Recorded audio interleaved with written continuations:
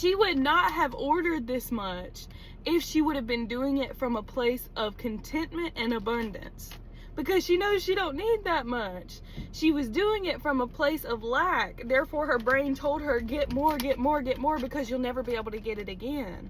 This is what causes binging behavior. This is what causes you to not be congruent with your higher self. It's not the food. It's the shame around the food that makes you act crazy, because she knows she ain't gonna eat all this. Today was a hard day. I wanted to smoke. And I wanted to drink whenever I wasn't able to smoke.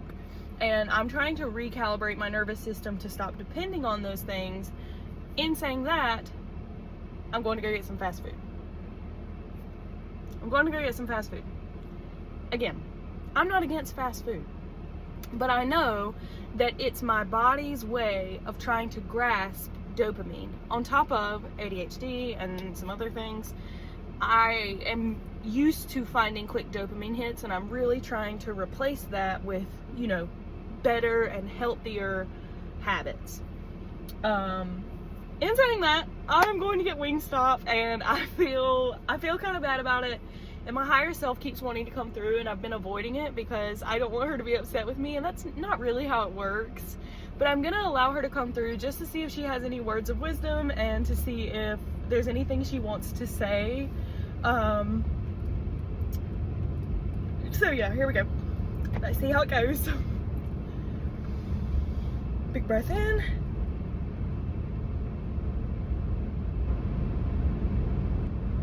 Breathe. It's okay. Breathe. I want to first say, I'm not mad at you. This is a journey. This is a big journey. Literally, what the Matrix was built on to keep you in these wheels and these dynamics that do not serve you or your higher purpose, and you've learned to escape, you've learned to numb, you've learned to dim, you've learned to anything that you could do to escape the reality you were living in because it was not congruent with your higher self. And because your soul knew that, it was easier to numb out than to face it, because you felt like you had to stay in these dynamics to survive because of your relationship with money. Whew. When you're going to a job that you despise, when you're in friend groups that don't build you up, whenever you are in relationships in general that don't build you up, when you are literally living a life that is not congruent to your higher self, your body's natural reaction is to escape, or it wants change, okay? It wants change. Your soul wants change, but if you're afraid of change, you may use things to numb out, okay? And you are now living a life where you don't want to numb. Your higher self, your higher version, exists in a reality where you don't want to numb, where you don't want to escape it anymore. And if you are bridging the gap right now between your old life and your new life, and the old habits are still holding on to you, I want you to know that it's okay. It's okay. Don't beat yourself up, okay? Unconditionally loving yourself is what's going to make this bridge less shaky. In saying that, I know that you want to hold yourself accountable, because I can hear it right now. I hear you saying, I'm tired of doing this. I'm tired of eating out all the time. I'm tired of smoking every day. I'm tired of drinking every day. My life doesn't even look like it looked 2 years ago. I've made the leaps of faith. I'm in a new timeline. Why do I still want to do these things? Why is my body craving this stuff? I don't want to do it anymore. And then you do it, and then you beat yourself up. It's not the habit, okay? It's the shame loop that I'm needing you to break, okay? It's the shame loop that your higher self is trying to get you to break. Your higher self, your higher self is still you. You still like wings, girl. You still like these things. It's whenever you demonize certain things so badly. It's the mental loops that you put yourself in because you think that it's so bad. It's the power that you give to the food. It's the power that you give to the substance. It's things outside of yourself that's keeping you in the loop. It's the shame. It's the guilt. It's the mental chatter. It's not the thing itself. Does that make sense? I eat Wingstop occasionally. And I don't blink twice about it, because like, your girl likes wings. I like food. I'm a foodie. I will always enjoy food. And it's so funny because for so long, food was one of my hardest scales to balance, because it was the first dopamine hit that I found that helped me escape from the life I was living. Before the alcohol, it was food. If you were a sexual assault survivor, if you were an abuse survivor, if you grew up in family households where you were not allowed to have a voice, if you grew up in abusive dynamics, anything that was not considered a healthy, happy, loving household, and you began to use food as a way to emotionally regulate yourself because you didn't have a caretaker to emotionally regulate you, this may be where some of that comes from, okay? This may be the root that needs to be pulled. It's not the food, okay? You can have a chocolate bar in front of you and there's nothing inherently wrong with that chocolate bar. It's when it has power over you because you're using it as a numbing agent. It's when it has power over you because you're using it to fill a void that it will never fill. Same with alcohol, same with the vape, same with anything that you're social media scrolling. It's the numbing out of life.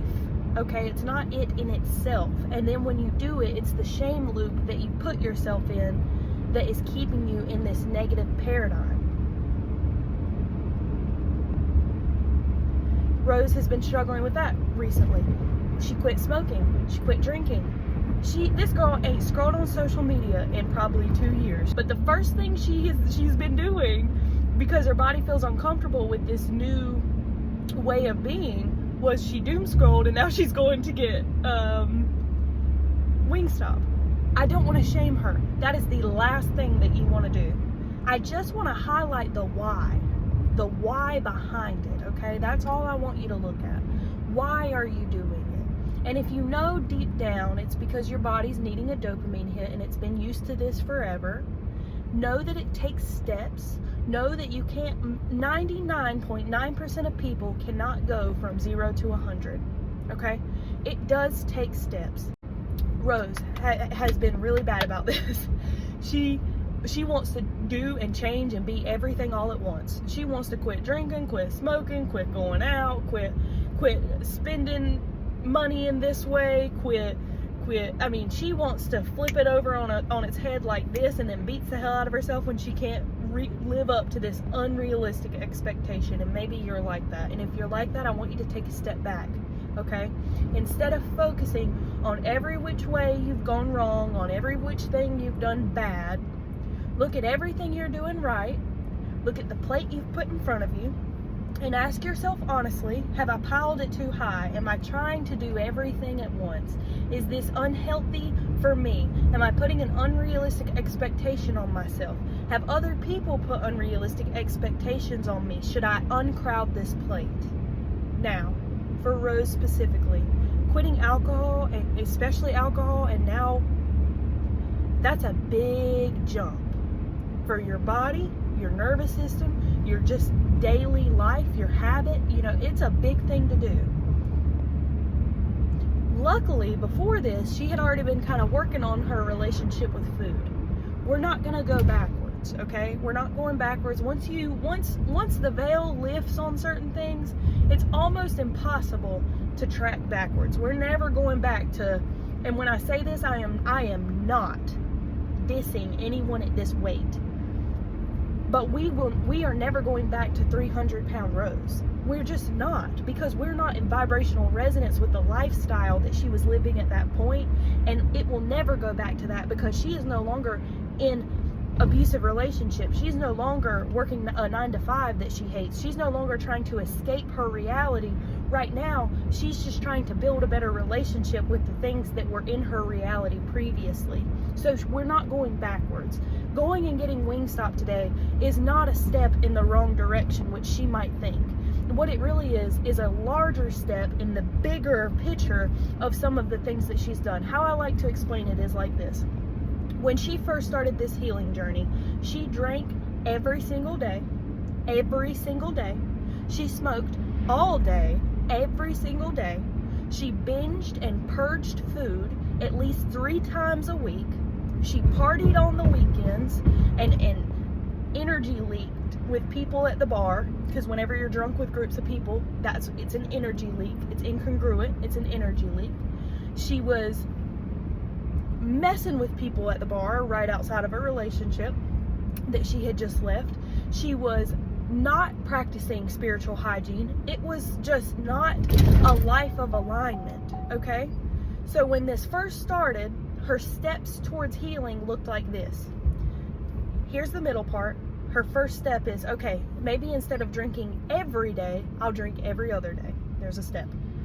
Maybe a few months go by. Okay, now instead of drinking every other day, I'm going to drink every other day. That's another step. So the steps start getting, I'm so glad I'm at this red light because I need my hands. The steps start getting bigger and bigger. Now it's every month. Now it's every 3 months. Now it's every 4 months. So instead of seeing it as, oh, I'm taking a step backwards, look at it like I'm taking this is such a further away step from the beginning. I'm so proud of me. Unconditionally love yourself. Unconditionally sit with yourself. Be with you. That is the biggest part of a healing journey. Do not abandon yourself, okay? Don't leave. Everyone else may have abandoned you when you were little. Everyone else may have left you. Everyone else maybe has made you feel like you're not good enough. You're a mess up. You're not going to make it far in life. You should have listened to me. You should have stayed here. You should have kept your head down. You should have stayed at that job. You should have stayed at that school even though you were unhappy. You should have done this. You should have done that. You should have done that. You've already surpassed, and listen to me when I tell you this, baby. You've already surpassed everything that everyone ever put on you as far as a stunt goes. If anyone ever said, well, she's only going to get here, you've already maxed that times 10 by just listening to your inner guidance system, showing up for yourself and trying. At least you're trying. Don't abandon yourself in the middle of the try, because it's not always going to be pretty. It was one of Rose's hardest things to do. Whenever she would drink, every time she drank, she beat the shit out of herself. She beat the shit out of herself. Oh, you're such a piece of shit. And she may not have looked in the mirror and said this, but this is what she felt. Oh, you're such a piece of shit. You're doing it again. We made these promises to ourselves, and look, you're taking so many steps backwards. No. And sometimes it's a purge. Sometimes the way that these loops will happen and these cycles will happen and these like energetic things will happen is it purges out. And in order to purge out, sometimes you're gonna have a bad week. Sometimes you're gonna mess up. You're a human being. Stop trying to stop being so hard on yourself for being a human being. Rose going to go get Wingstop right now is not a step backwards, okay? And you could look at it in one of two ways. She could look at it and say, okay, I know I want to be here. I'm going to get Wingstop, and this is a step backwards. Or she could say, look at everything else that I'm changing in my life. I could have chosen to go binge drink tonight. I could have chosen to just go buy the marijuana even though I want to quit. I could have chosen to eat out all day today. But instead, I chose not to. I waited till this evening, and I'm going to go get me some dinner. I'm going to go watch a movie with my partner who's also doing this journey with me. We're going to have a good night. I'm not going to eat it all because I know I don't have to. And I know that I can get it at any time, and I don't have to have that relationship with food anymore. We're going to enjoy it because I am a human, and I like food, and I like wings, and my higher self likes wings, and it's not going to stop me from my manifestations. It's showing someone who might be like, if I go do this, or if I have a drink, or if I have that, I'm inherently bad and I'm not going to get the manifestations that I've been calling in. And maybe you don't say that out loud, but if that's something that you feel deep down, if that's a twinge in your stomach that you feel of like, oh, I ate this food, now my manifestations aren't going to come in because I'm not living in vibrational resonance with the version of me that has money or that has this or that has that. That's not true. The thing that's keeping you out of vibrational resonance with your higher self is the shame, the guilt, and the meanness that we would never be to ourselves. Stop being mean to yourself. Eat the wings. Eat. If you're already going in with a negative connotation around it, I promise you that is what is leading to the binging behavior. That is what is leading to the, okay, maybe tomorrow and the next day and the next day and the next day. It's whenever you can enjoy it without shame, without guilt, and know that it's not keeping you from anything. You, exactly as you are, and when I say that, I mean exactly as you are worthy of money, love, abundance, the life that you're trying to call in, exactly as you are. It's you thinking that you're not deep down. It's that paradigm that you're running on, the burnt confirmation, that's keeping you from it, not the act. Put your hand on your heart. I didn't mean to hit her that hard. But I saw a happy birthday balloon as I did that. So if maybe it's close to your birthday, or maybe your birth month's and you're a spring baby, you're seeing your birth numbers. Anyways, if you're watching this, put a hand on your heart and say, I am deserving of good things. I am deserving of the life that I've been calling in. I am a human being, and I am allowed to take time on this journey. I don't have to change everything overnight. I will not abandon myself anymore. We are perfect as we are. I love me. Enjoy your dinner tonight. Enjoy your dinner, honey. And Godspeed on your adventure.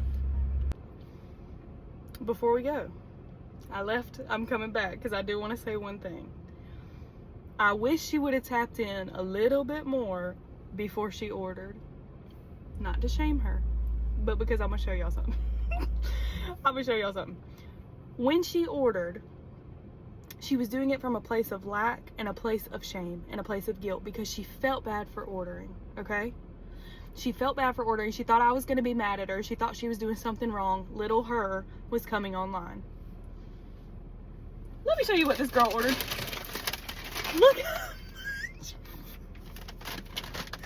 Look how much food she got. And I promise you, one, we ain't gonna eat all this because I'm not gonna let her.